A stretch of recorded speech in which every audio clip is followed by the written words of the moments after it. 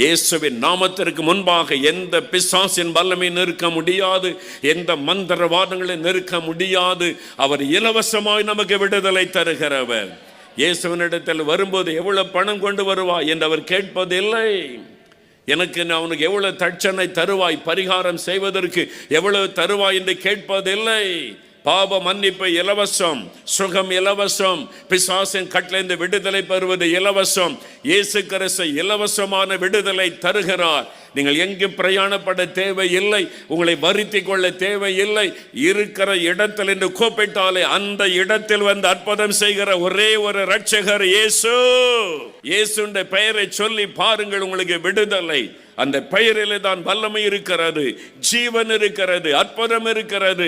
அவர்தான் நமக்காக மரித்து மரணத்தை ஜெயித்து உயிரோடு எழுந்தவர். இன்றைக்கு மரித்தும் உயிரோடு இருக்கிற ஒரே ஒருவர் இயேசு.